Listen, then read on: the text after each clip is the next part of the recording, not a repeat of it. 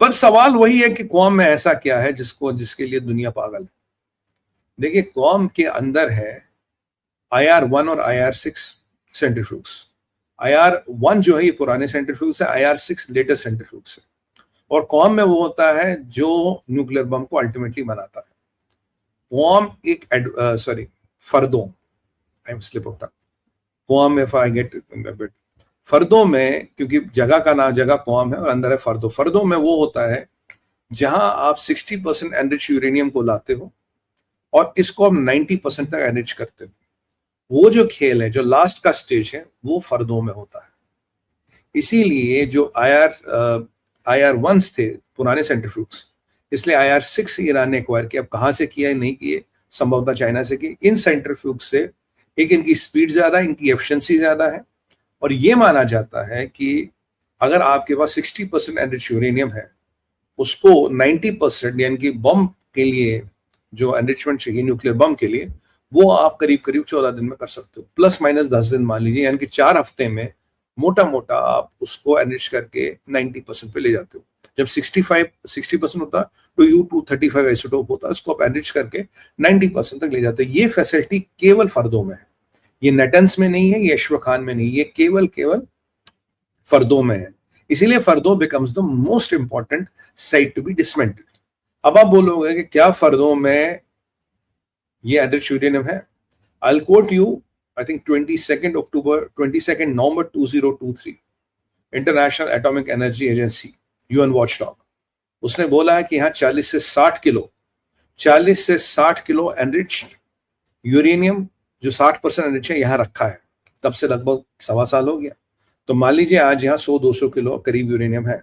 कुछ जो इनके पास एनरिच यूरेनियम था 408 किलो, कुछ इन्होंने फर्दों में डाल दिया हुआ, कुछ इन्होंने यमन भेज रखा, जो मेरा अनुमान है, जिसमें हमने एक शो भी किया था, और कुछ इधर उधर इन्होंने इधर उसका छुपा रखा और डिसमेंटल कर रखो।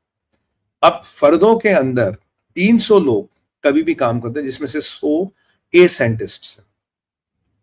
तो टेक्निकली जो इसका सेंट्रल हॉर है, जहां ये सेंट्रीफ्यूग्स लगे हैं, वहां तक पहुंचना किसी भी बंकर बस्टर के लिए आसान नहीं है। अब इजराइल का क्या गेम प्लान है, तो अब आप समझ गए होंगे, जब तक फर्दों नहीं जाएगा तो ईरान का न्यूक्लियर ड्रीम नहीं जाएगा, ये फिर काम करेंगे। और आपको बड़ी एक इंपॉर्टेंट चीज बताऊं, ये जो 60 से 90% का सफर है, it's only 5% of centrifugation time. मान लीजिए आपको 10 महीने लगते हैं 0 to 60 पहुंचने में, 60 to 90 पहुंचने में केवल 15 दिन लगेंगे आपको। It's only less than 5% of the time. ये आपको समझाना जरूरी है, क्योंकि अब सुमित वीर शो में आएंगे तो भाई तख्ते और तर्कों के साथ बात होगी। मैं अपने वो बाबा आजम के आउटडेटेड आइडियाज पे बात नहीं करता, जो मैंने कहीं से व्हाट्सएप पे पढ़े थे।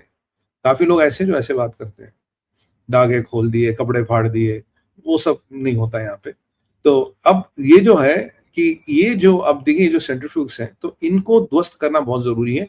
इनके अंदर मेरे हिसाब से आधा यूरेनियम पड़ा, 3-4 एटम बम बनाने का सामान है, या संभवतः 90% एनरिचमेंट हुआ भी है, कोई इनके पास वहां रखा है। This also a possibility.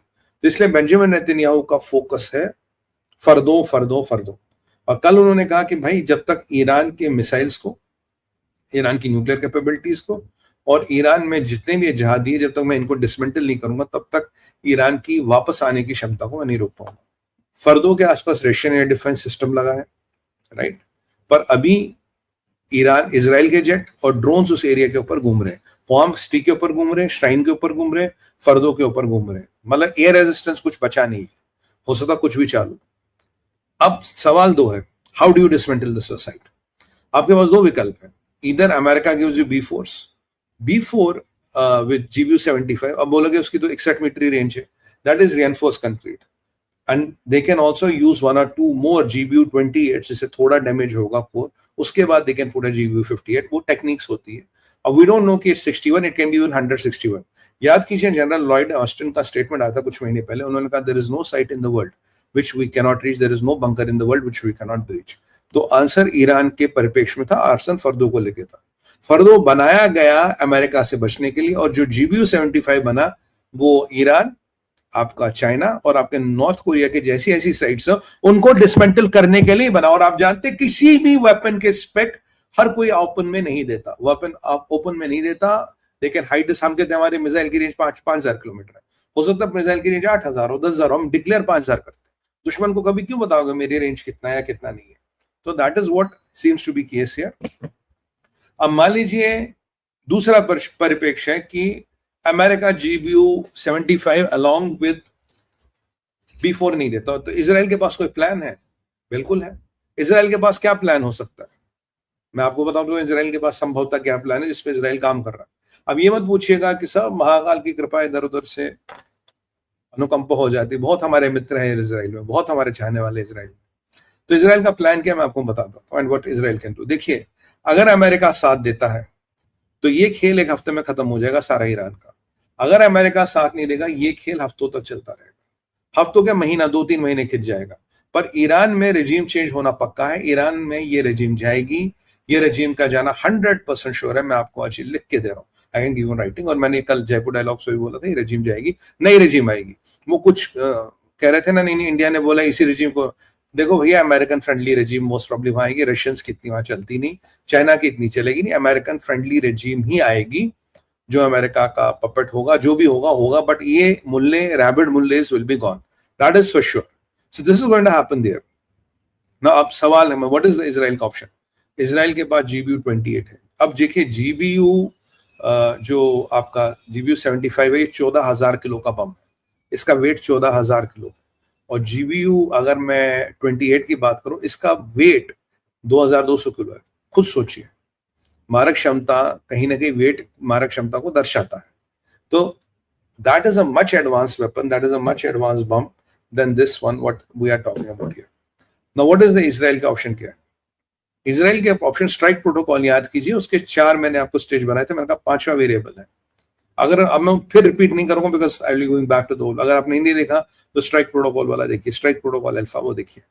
तो what is the option? Option ये है कि पहले आप, अगर आप इसकी सैटेलाइट इमेजरी को देखें और स्टडी करें, इसमें 4 टनल्स हैं और एक वेंट है जो दिखते हैं, जो आप भी आज आप देखेंगे तो आपको भी दिख जाएंगे, 4 टनल्स और एक वेंट। इजराइल का गेम प्लान सारा इसके पास है, ये वही करेंगे जो नेटेंस में किया था। They will go with the same route. अंदर 300 लोग हैं, एयर डिफेंस सिस्टम चलता नहीं है। तो इजराइल का अब अकेले का प्लान आपको बताता हूं। What are they going to do?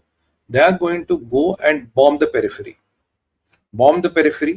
तो पेरिफेरी की बॉम्बिंग होगी तो बाहर से कोई नहीं आएगा।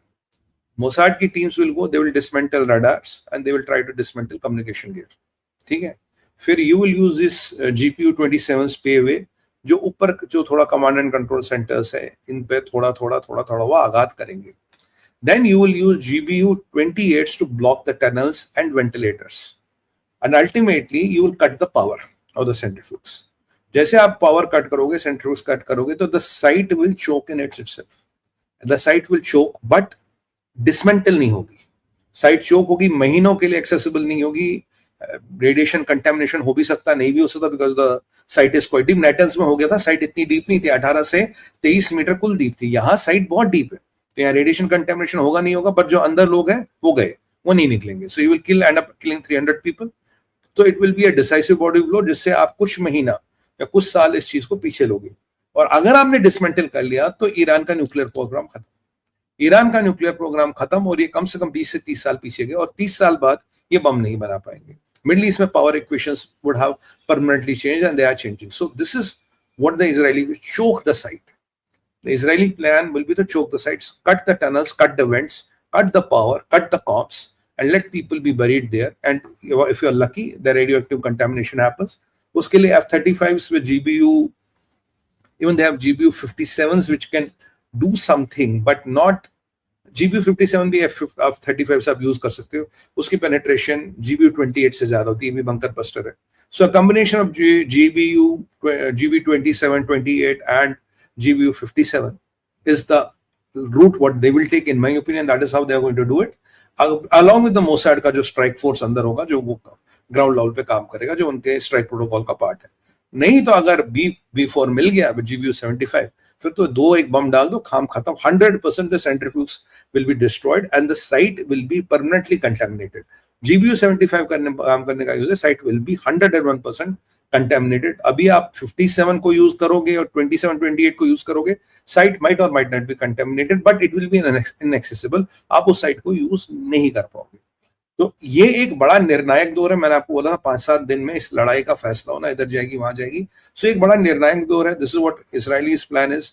तो क्या ट्रंप अब अपना B4 देंगे, या Israeli will go their own way and they will try to dismantle it on their ways. ऐसे ही डिसमेंटल में टाइम लगेगा, पर वैसे डिसमेंटलिंग में बहुत जल्दी हो जाएगी।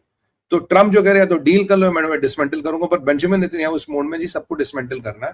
We don't have to leave anything to proxies, missiles और न्यूक्स, तीनों को मेरे को खत्म करना है। एंड दोस रो कमांडर्स, सो 4 लोग, प्रॉक्सीज, मिसाइल्स, डिपोज वगैरह जो भी है, न्यूक्स और वो जो रो कमांडर्स है, सबको खत्म करना है। बाय द वे IRGC का जो नया कमांडर अनाउंस हो तो इजराइल ने कहा बहुत जल्दी हम इसको खत्म कर देंगे। और कल मैंने आपको बताया खामेनी के लिए बेंजामिन नेतन्याहू कह रहे हैं कैसे कि इसको मारने से लड़ाई एस्केलेट नहीं होगी, इसको मारने से लड़ाई खत्म हो जाएगी। तो ये एक इजराइल का माइंडसेट बन गया। तो खामेनी की घंटी बज गई और इन्होंने बोल ही दिया कि खामेनी का दिमाग हिल गया, Khamenei is losing mental balance, क्योंकि इसके आसपास के सारे मर गए, ये पागल हो गया है। तो ऐसा डिक्लेयर वो कर सकते हैं।